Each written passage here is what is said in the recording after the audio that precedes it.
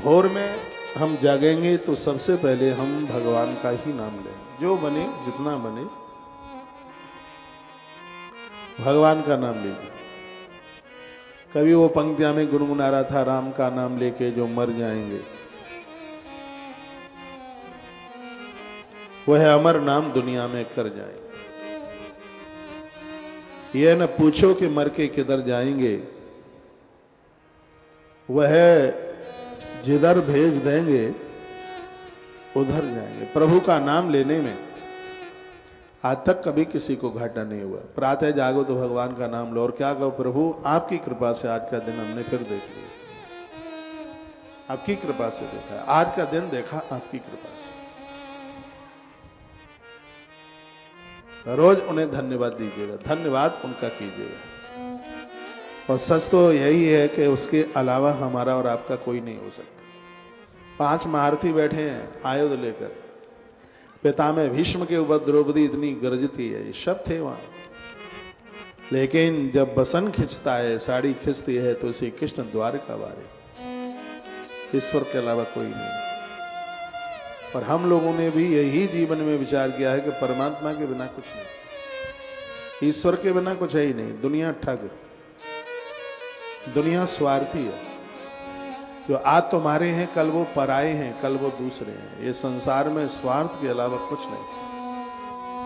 जेहि ते निज कछ स्वार्थ होई, ते ही पर ममता कर सब कोई। जहां से कोई श्राद्ध, जहां से कोई स्वार्थ सिद्ध होता है, लोग उनके साथ प्रीति करते हैं, लोग उनके साथ स्नेह करते हैं। संसार की ऐसी स्थिति है। निस्वार्थी जीवन जीने वाले ना के बराबर लोग हुआ होता है। 6 सूत्रों के माध्यम से कहना चाहूंगा, एक भी दिन जीवन का ऐसा ना निकले जिस दिन आप भगवान का नाम न लें। स्नान करते समय भगवान का नाम लीजिए, क्योंकि आदमी उस समय फ्रेश मूड में होता है। नहाते समय उसके दिमाग में कुछ चल ही नहीं रहा होता। नहाते समय एक ऐसा टाइम है वो स्नान का समय। आपका स्नान करते समय लिया गया नाम भगवान कृष्ण की भाषा में 3.5 करोड़ नाम के बराबर होगा उसका प्रभाव। आप स्त्री पुरुष, मैं खुल भाई, आप स्त्री पुरुष, आप कोई भी हैं आप। और देखिए, मेरी व्यासपीठ बिना प्रमाण के कोई बात नहीं करती। ये आप करके देखिए, जीवन अद्भुत हो जाएगा आपका, अनोखा जीवन। जागते समय भगवान का नाम, स्नान करते समय भगवान का नाम। थोड़ा सा ध्यान कीजिए, 10 मिनट, 20 मिनट, 25 मिनट, आधा घंटा, जितना आपके पास टाइम है, भगवान का चिंतन कीजिए, भगवान का स्मरण कीजिए, ओम ओम शब्द का उच्चारण कीजिए। आपके अंदर से एक वाइब्रेशन उठेगा, आपके अंदर से तरंगे उठेंगे अंदर से। वो वाइब्रेशन अद्भुत होगा, वो तरंगे अद्भुत होंगे। और वही समय ऐसा होगा जहां डायरेक्ट ईश्वर से आपकी बातें हो, परमात्मा से आपकी बातें हो। मनुष्य बने हो तो मनुष्य बनकर के जियो, छल के आप मनुष्य हैं। आप लगे कि मनुष्यता हमारे अंदर छलक रही है, ऐसा जीवन। और अगला सूत्र मैं निवेदन करूंगा, किसी को जमाने से पहले कभी मन जीवना। मैं एक ऐसे महात्मा के पास में रहा हूं, आज वो दुनिया में नहीं है। उनकी यादें, उनका स्मरण, उस ईश्वर को तो हमने नहीं देखा, लेकिन वह परमात्मा इन महात्माओं के, इन श्रेष्ठ पुरुषों के रूप में इस धरती पर आया। सीधाम वृंदावन के परिक्रमा मार्ग में एक आश्रम है, जगन्नाथ घाट आश्रम। उड़िया महात्मा थे पूज्य ईश्वरपुर जी महाराज। ज्यादातर से वो लंदन रहते थे। हर 5-6 महीने के बाद उनका आना होता था।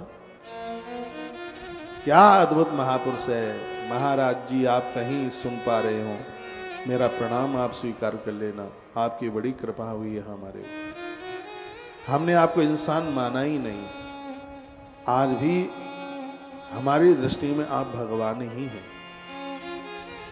ऐसे महात्मा की बात कर रहा हूं जिसने अपने आश्रम में, जब तक लोगों का भोजन नहीं हो जाता था, तब तक उन्होंने कभी भोजन किया नहीं। जगन्नाथ भगवान उनसे सीधे बात करते थे। उस समय लगता था जब 500 लोग एक साथ भोजन करते थे तो लगता था कितना बड़ा इनका मनोबल है, कितनी बड़ी इनकी ताकत है, कितनी बड़ी इनकी शक्ति है? घर में 5 लोगों का भोजन नहीं चलता, 500 लोग एक साथ पंगत में बैठ करके भोजन करते। तो मैं इस प्रसंग में मैं निवेदन करना चाहूंगा कि सबसे पहले नहीं जिमना, घर में बुजुर्ग हैं उन्हें जिमाइए, बाहर दरवाजे पर देखिए कोई खड़ा तो नहीं है। यह भी एक बहुत बड़ा भजन है, यह भी एक बहुत बड़ी आराधना है कि नित्य कीजिए, रोजाना कीजिए। अगली बात है अतिथियों का इंतजार कीजिए। आपके मामा आए, रिश्ते ये जॉइंट फैमिली के मामा आए, 4 भांजे हैं, मामा तो इंतजार ही करता है कि रोटियां कहाँ मिलेंगी। जॉइंट के रिश्तेदारों को कौन पूछता है? रिश्तेदारों का आदर करना, मान करना।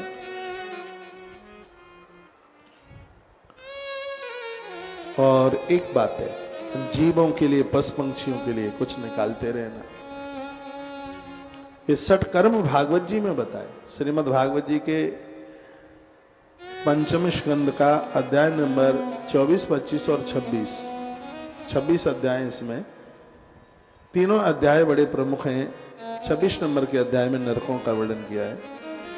स्वर्ग नरक सब है। यहाँ अच्छा जीवन जी रहे हैं, स्वर्ग में जिंदगी जी रहे हैं, घटिया जीवन जीने वाले कष्ट भोग रहे हैं, नरक जैसी उनकी स्थिति है। तो पवित्र व्यासपीठ से है निवेदन है, सतोगुण को विकास कीजिए। श्रीमद् भागवत के 11वें स्कंद में लिखा है, जिनके पास में सतोगुण की वृद्धि है यही स्वर्ग है, और जिनके पास में तमोगुण की वृद्धि है वही नरक है। अपने तमोगुण को जीतिए, मुस्कुराते रहिए, हंस के बताइए, खुश रहिए, प्रसन्न रहिए, सतोगुण को बढ़ाइए, अपने सत्य को बढ़ाइए, अपनी सहजता, अपनी सरलता को बढ़ाइए। इसी में कल्याण। परीक्षित ने पूछा, गुरुजी 6 बात आपने बड़ी अद्भुत बताई, लेकिन हम आपसे पूछना चाहते हैं क्या भगवान का नाम लेके किसी का उद्धार हुआ? तब अजामिल की कथा सुनाई। अजामिल बड़ा भला आदमी था, बहुत अच्छा आदमी था, लेकिन ये पता नहीं है कि लोग अच्छे कब तक रहेंगे। गलत संगति मिली तो बिगड़ने में देर कहां लगती है। आप कितने भी अच्छे हैं, यदि आपके बच्चों को संग अच्छा नहीं मिलेगा, बच्चे बिखर जाए। संग का भारी असर होगा। और छोटे बच्चों को भटकने में बिल्कुल देर नहीं लगती, क्योंकि वो जीवन ही ऐसा होता है, उसमें बचपना होता है, उसमें उतनी समझ तो होती नहीं है। इसलिए जैसे किसान खेत पर ध्यान देता है, वैसे ही इस उम्र में बच्चों के ऊपर ध्यान देने की जरूरत होती है।